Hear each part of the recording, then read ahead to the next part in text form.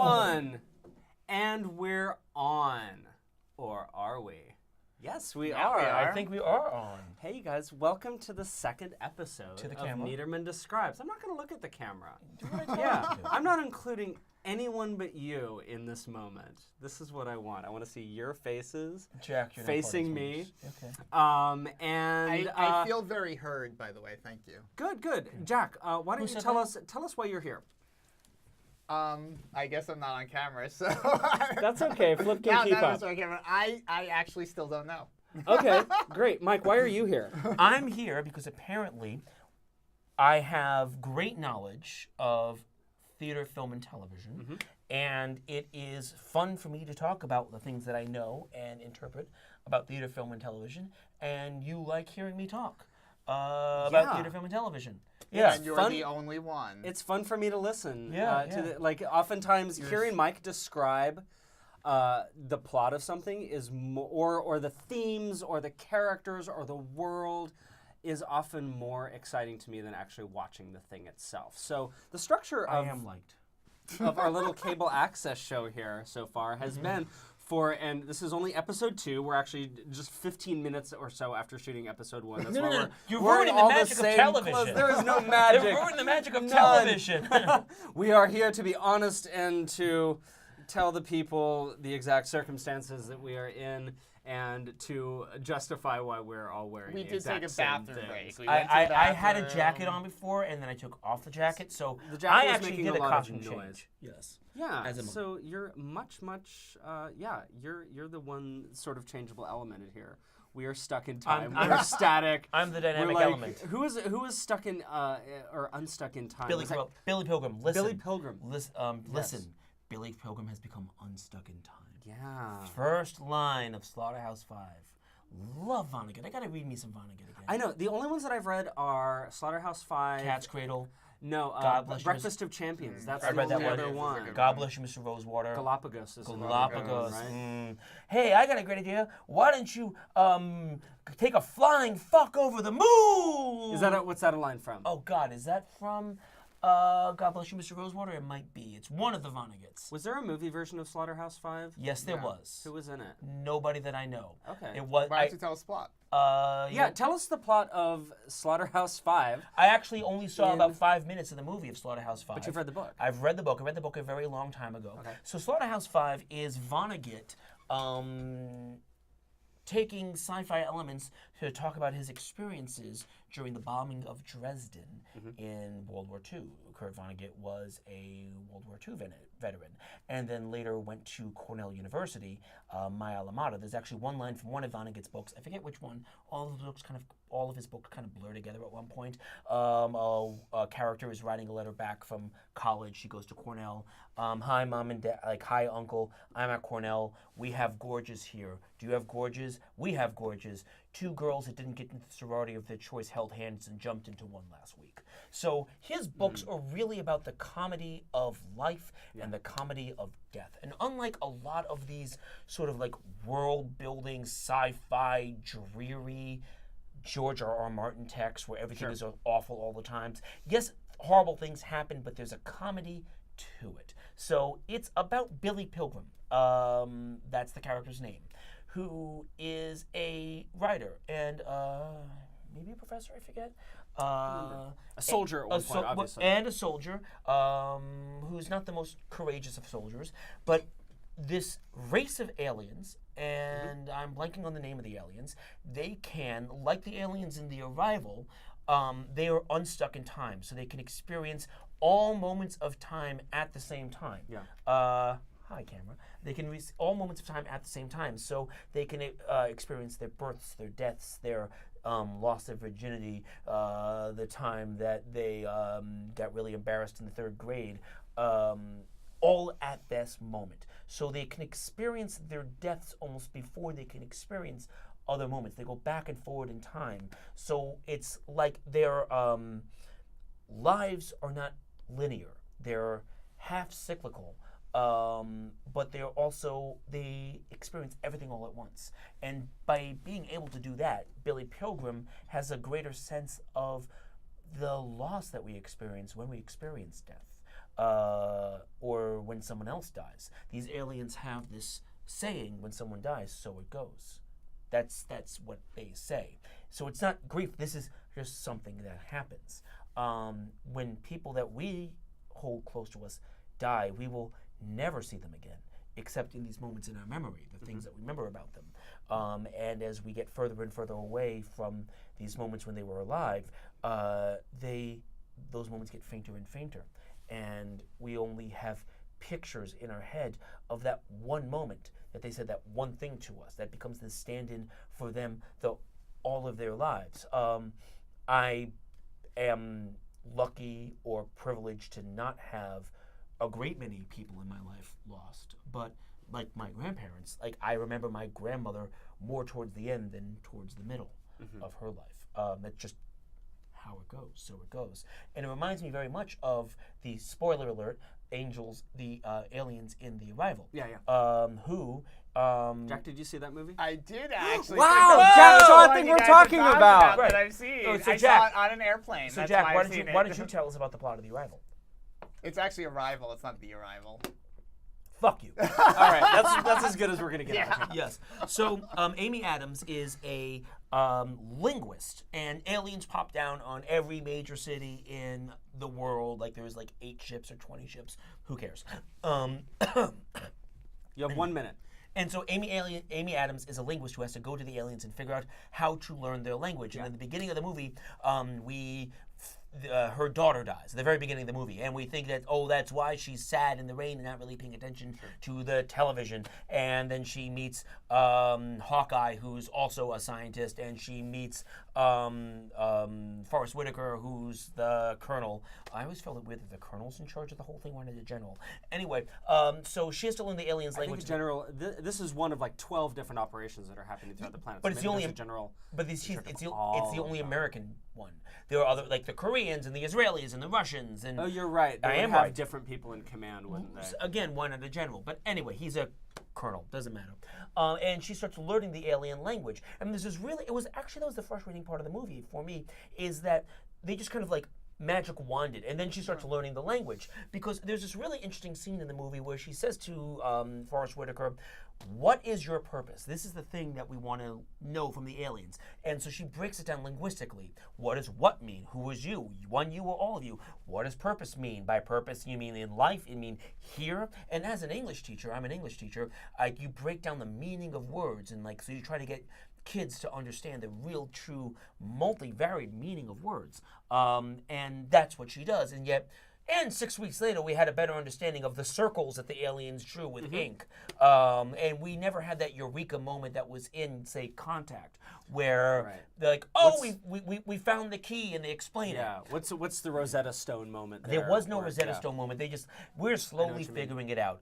But what the crux of the matter is the twist is that the aliens' language is like that circle, where when you learn the alien language, you start experiencing time all at the same time. You become unstuck in time. So you experience the past, the future, the present, all in a continual moment. So she can, like in Wayne's World, where they say, oh, how do we escape from the jail? I guess we're going to go into the phone booth and leave the keys for ourselves in the future, and then boom, the keys are there. Yeah. That's sort of how she wins. She uses the Wayne's World gambit to win the day of the movie. Sure. Although we find out that it's been more than a minute. That's okay. We find out that the kid that died in the past is actually going to die in the future, but she chooses to have that child anyway. She still stays with Jeremy Renner. Jeremy Renner, Hawkeye. Yeah. Forever going to be Hawkeye in my book. Oh, forever for me, he's going to be the guy from the Hurt Locker. Yeah, what's that character's name? I don't remember. That's why he's Hawkeye. Was my intro. That was I my thought intro his name was Hurt Locker. You thought his name was Hurt Locker? Hurt like Locker. Hugh Jackman? Yeah. I was thinking. It's not his name. It's not his name. I was watching The Arrival, high as balls. And it went it's Arrival, not The Arrival. That's you. That's why Jack's here. That's why Jack's here. Finally! I know why I'm here. Jack, that's why you're here. So I was watching The Arrival, and I went to bed high as balls, too. Yeah. And so I don't know if you ever go to bed high as balls, where you still kind of like hallucinate in your sleep. Yeah. And I understood how the time travel would work in the way these aliens are experiencing. So picture in your mind right now, it's like almost like a craft where you have a bunch of threads, and they're attached to the wall over there. And there could be, like, in your mind, you could picture 100 or 1,000 or 1,000,000 threads. Yeah. And then I'm picturing 2 million. Okay. And I aim big. They're stretched across to the other side of the room over there. For the purposes of this, like, the room is much wider than it seems. And then there's a tiny bead, and they're all thread through that bead. Mm-hmm. But each thread, like, as we go forward and back on the thread, those are moments in the life. But they come together in that bead, so that bead connects all of them. So you can go from that moment, that one thread where you're a child, to adulthood, so long as the bead is moving forward. And so that's sort of how I pictured that. It's so, like, the present moment is connected to the past and the future, and you can go in any direction, depending on how you need to. In my mind, when I try to, like, I've tried to sort of, like, visualize, internalize, like what it would be like to be unstuck in time, the way Amy Adams is in Arrival, or the way Billy Pilgrim is. And to me, like, the thing, like, it looks and feels and smells to me like immortality, to a certain degree, in that you can always stay within your lifespan. Like, what does dying do to someone who can move to any point in time in their lives? Like, do you experience your own death and then you're experiencing childhood again? Well, let's assume that you're going in a circle. Sure. But is there a show that you've seen more than once? Is there a whole set of shows? Like, have you watched Game of Thrones more than once? Have you watched Buffy more than once? The Wire and 6 Feet Under. Is there a show? Maybe Arrested Development. So yeah, but almost okay. Although Arrested Development may not be over, but I'm thinking of these shows that are over, like Buffy or 6 Feet Under, where they all die in the end. But I've seen 6 Feet Under more than once. Spoiler: they all die. Everyone I haven't dies. seen that one either. Right. But you go back and you watch it again. That's why I'm here, so you guys can ruin all of these movies for me. Okay, but there's 6 a Feet Under difference. is a television show. There's a difference between just watching a show and... But I'm saying, but you go back and you can watch it again. But it still has an end point. It has an end point. You can't go past the end point. No, but you can still live in that story of your life. If you're Amy Adams in Arrival, she can... live in the story of her life again and again and again. Okay. Which essentially feels to me like immortality. It's a very finite immortality.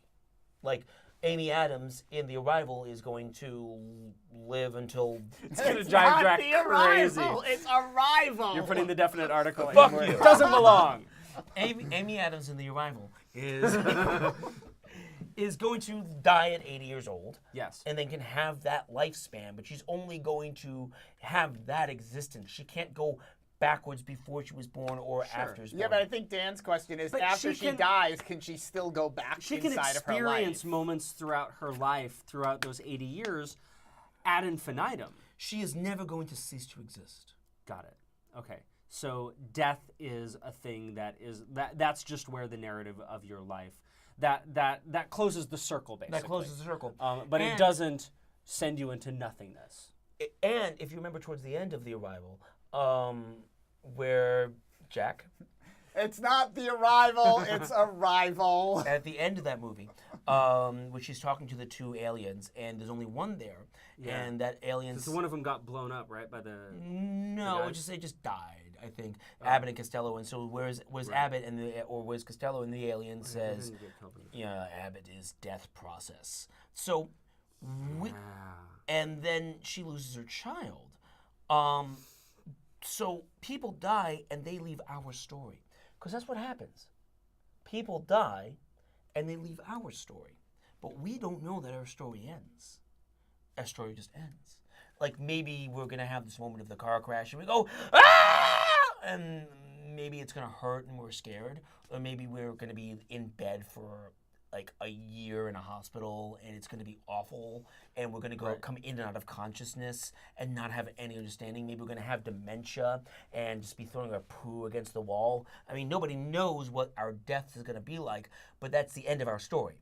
But then we'll disappear. I assume, like, and I think most of us assume, there's some sort of like cut to black or like we go down the Light white at the end tunnel, of the and then tunnel. it's a whole other thing after Well, that. that's assuming the or afterlife. there's a whole nothing. Right, it's like it's going to be the end of Right. all that jazz, where there's a big jazz moment in Broadway number, and Ben Vereen Haven't is going, seen it. "Bye bye life." That's how mine has to end. I have to have a big number that goes on for like 20 minutes. I think I'm gonna die. Yeah, I love it. I'm gonna I'm going die. out like Roy Scheider. I'm going to Roy Schneider in the end of all that jazz, Oh, where it's glorious. Let me see if I can find that. we're oh no, we're watching this.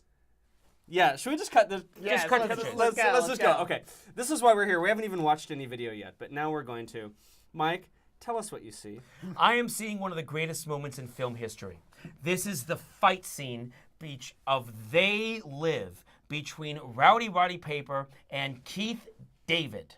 And this is Rowdy Roddy Piper's big Hollywood movie. He had quit the WWF at this point, and he quit the WWF at a high point after WrestleMania 3, where he fought not Gorgeous George. He fought adorable Adrian Adonis and shaved adorable Adrian Adonis' head. And Roddy Piper was always like this working class guy among these big like Hulk Hogan with like flower boas, and he's like, and in WrestleMania 3, he didn't even like. There was a people mover that would bring all the wrestlers to the ring. He walked. He's just a guy from Philly.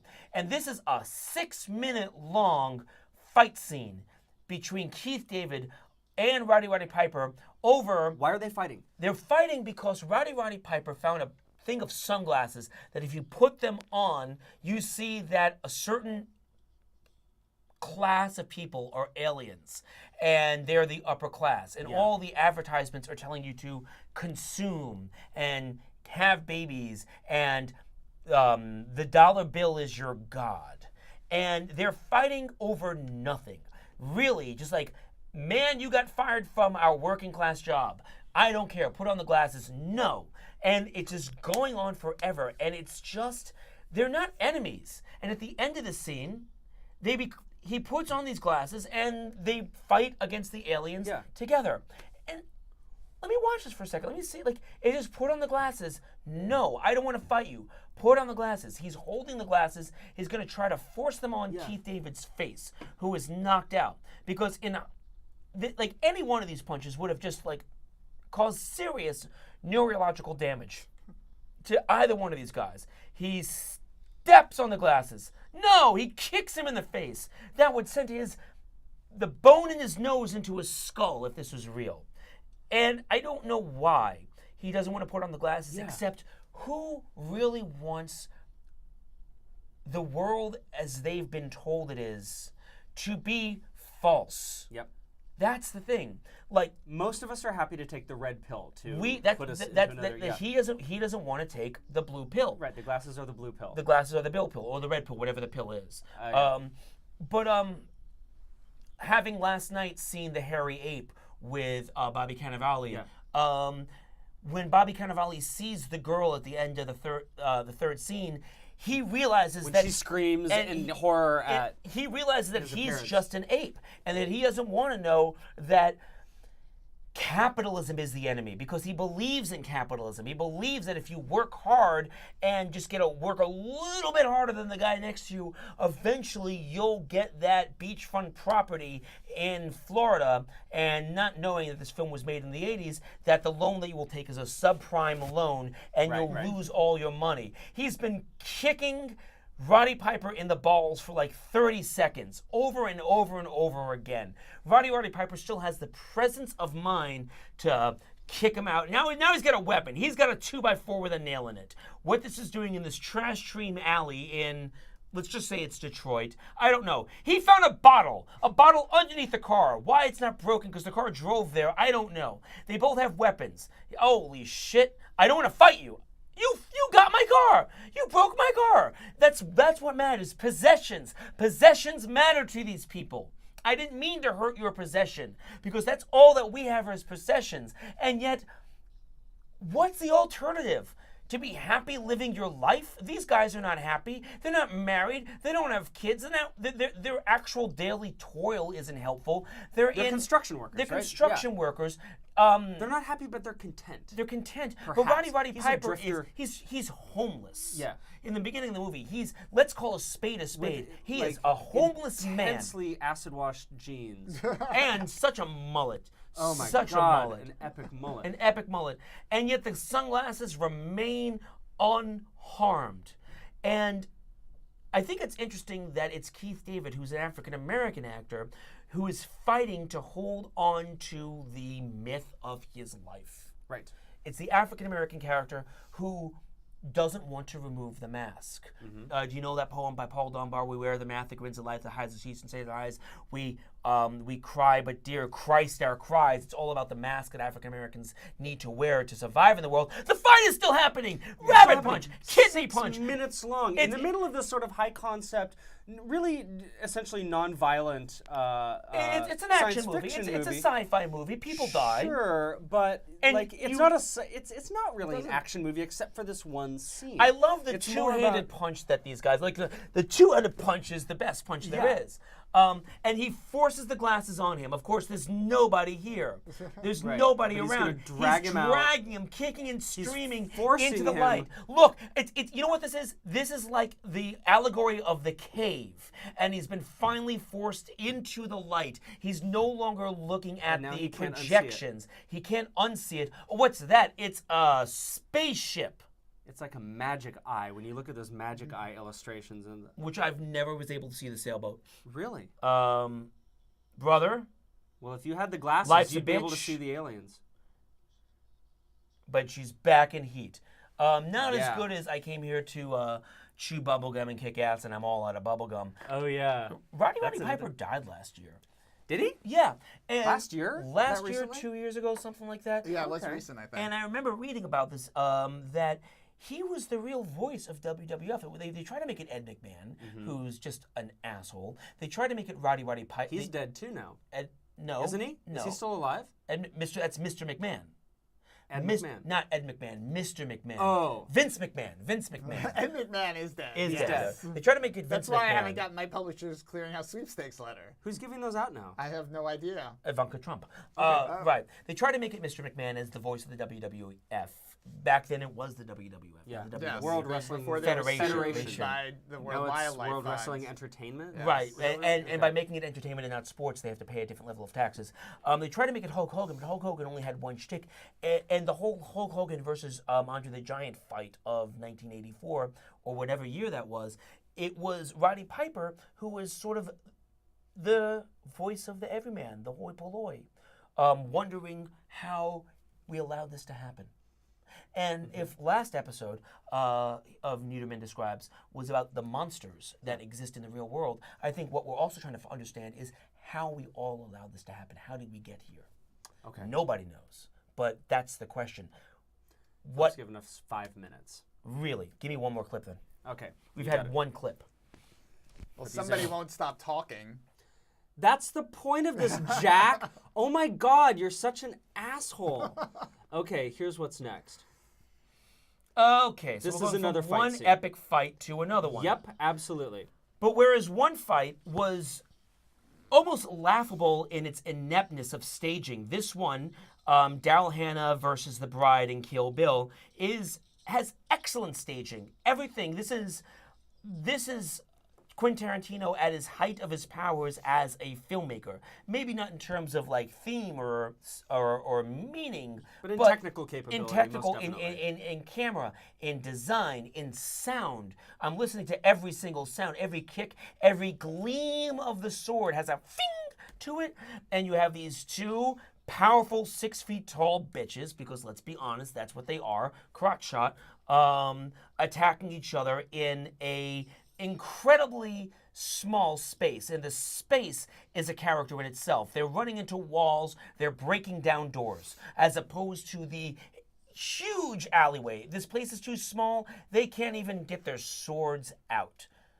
She just got the spittoon in her face. Yeah. So great part. it's more thrilling, but it's less interesting. There is there's no subtext here except for the fact that it kicks ass. And that's the problem with Quentin Tarantino as a filmmaker. As he's become more and more talented as a filmmaker, his storytelling has become less and less interesting, less deep. It's about what a man has to do when the chips are down and all of this sort of really middle school level. Oh, they never give up. Anytime I ask any of my middle school students what the message of this piece is, they always say, oh, yes, they never gave up. I'm so bored by people never giving up until they win. And here, the bride never... Yes, it's cool that she sticks Daryl Hannah's head into the toilet and tries to drown her, and then Daryl Hannah flushes the toilet so that she can breathe. That's cool. It's funny. It's this shot of her popping her head up, coughing with the toilet water is funny. It's funny how she's going to be ultimately beaten by, spoiler alert, getting her eyeballs plucked out. Oh, it didn't go to that It didn't part. go to the whole that's thing. too bad. That's the problem We know with what happens. these movie clips. It's See, I never the didn't whole because thing. I haven't seen this movie either. You've never seen Kill Bill? No. Well, the reason that I put these two, They're these epic two fights, side by and side, they're wonderful fights, except Yeah. the better staged one is not as... yeah. It's interesting. It's wee, but there's not It's as much. glossy, but there's no depth. Right. That's really well said. It's there Thank to be you. cool, whereas in They Live, which is a movie that I think is less technically well made Yes. than Kill Bill, there's a lot more meaning to it. There's a vision, there's a point of view, and there's something that Carpenter is really trying to communicate Right. in that movie. Although you watch it now, it's extremely dated.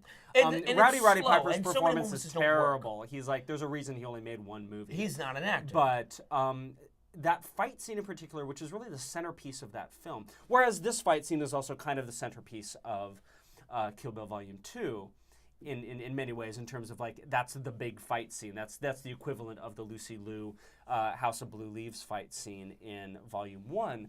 I feel like with Everything that Tarantino, happens is super cool, and that's as far as it goes. it's very Los Angeles. Yeah. It doesn't matter if the lighting is good. If there's nothing to light, it's not going to work. Mm-hmm. And I feel that any time with modern day Tarantino, when he touches upon moments of brilliance or depth, it's almost by accident, like with The Hateful Eight, Sure. which is 3 hours of a wasted 70mm camera in one room, but it's not until towards the end when it's revealed, spoiler alert, that the... I've actually seen The Hateful Eight. Oh, good. Wow. I know, it's That's rare. 2 movies Jack has seen. Okay. Where it's revealed that the Abraham Lincoln letter is fake. Yeah. If you study African American narratives, there's this gestalt about them that they have introductions by these white abolitionists, as if to say, I know this Negro. He is an honored, honest, learned Negro, and he did write this story. This is not some white abolitionist writing the story for him. Frederick Douglass, he is an erudite man. I've heard him speak, and he wrote it himself, as if to allow entrance into the room. And that's what that Abraham Lincoln letter does for Samuel Jackson, allows him entrance. I don't know if Quentin Tarantino knows about the history of African American narratives, or he just likes saying the N-word a lot. Maybe we'll talk about that next time. Maybe. Maybe. Hi, this has been Mike Niederman, along with Jack Karp and Dan McCoy, and this has been Niederman Describes. on MNN Networks. Are we out?